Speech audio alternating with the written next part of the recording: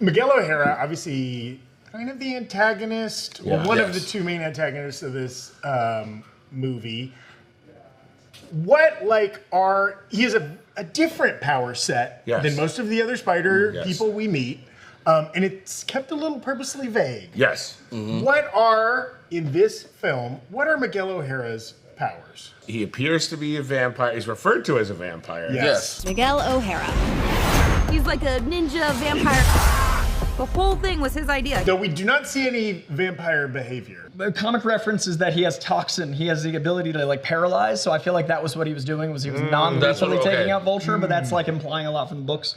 In the comic books, he's genetically modified because he works for Alchemex, and I think there's a bit of a putting the onus of he's an anomaly on Miles as kind of a projection. I agree. I was thinking about that too. It seems personal. In the comic book, he's a guy that gets like maliciously transformed because he works at Alchemex. He's trying to copy Spider-Man's powers, and when they don't work, someone actually dies very graphically and painfully, and he's like, we're shutting this whole project down. And then he gets like a cocktail where he gets like knocked out, and then he gets forcibly like, you know, made into this creature. And then those things in the comic books keep him alive to sustain that juice. But I feel like him judging Miles is also him going like, I'm a freak and I'm a creature that was made. So I'm curious if that becomes kind of a plot point in the third film, because it does seem to be they kept it vague on purpose here.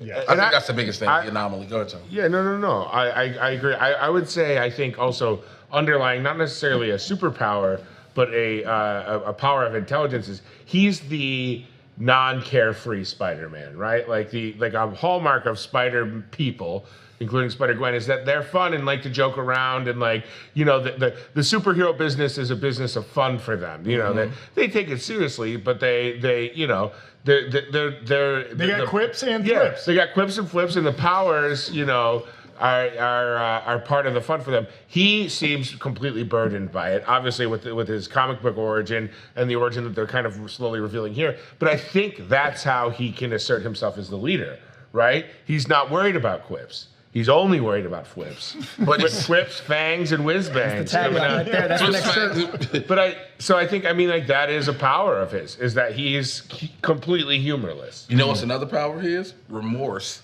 Oh, good point. Think about it. Remorse is a hell of a drug. It's a hell of a drug. Think about it. We see him with the daughter, him taking the place of the other Miguel O'Hara, him being a father, him living a life, going to soccer games and stuff, and then it taken away from him. Well, and specifically, like you saying, we see him living a life.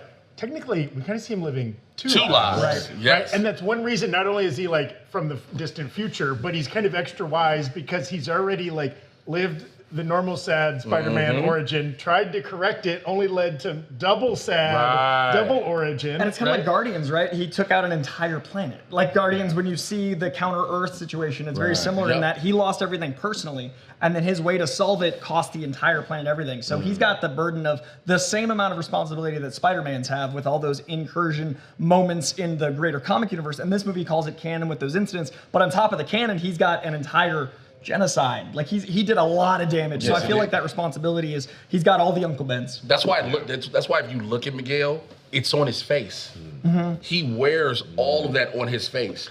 That I'm dealing with all of this weight. Like you said, genocide a whole world. And this is a total tangent, but I love the animation being Rick Leonardi's art, because Rick Leonardi always draws in this sketchy way, and the way they animated the barriers around his face was the just outside of his face, like remnants, and they described that as being like he's from the future. His life isn't yet fully written, so he's always just reaching his future potential, which is genius animation subtlety. Yeah, he Uncle Ben'd the whole planet. It's not pleasant. And now, and kind of circling back to his powers, right? There's a moment. And we don't know, we should state, like, we know what the comics backstory and origin is, right? And it seems like the film is keeping some of that, maybe changing some of it, maybe some of that will be revealed in the third film. But like, there's this great moment, he injects himself with something, right?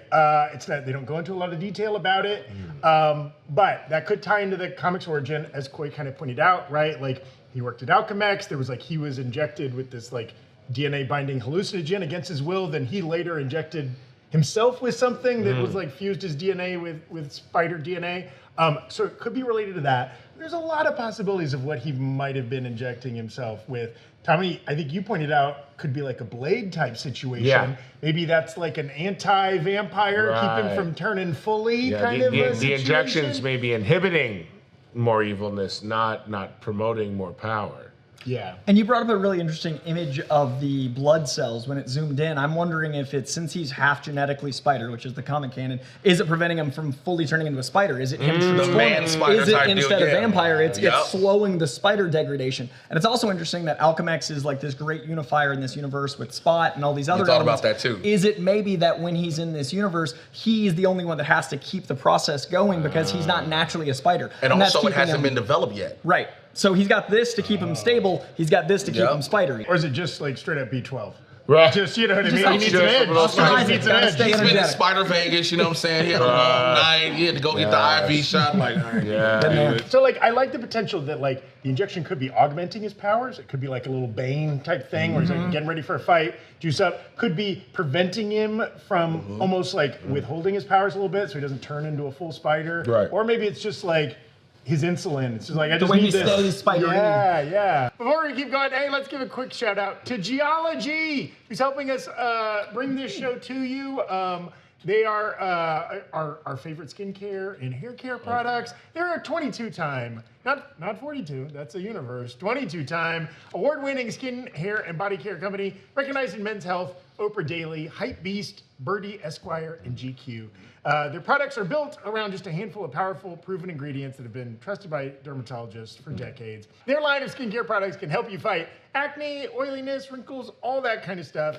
There's never been a better time to try Geology than right now. For a very limited time, use code Rockstars100 to get 100% off your personal 30-day skincare sample set. Well, you do have to pay a little shipping, $4.95. That's pretty cheap. But the cost of the things is $0. Click the link in this video's description. Again, that's Rockstars100 for 100% off. Thank you to Geology for sponsoring us. Yes.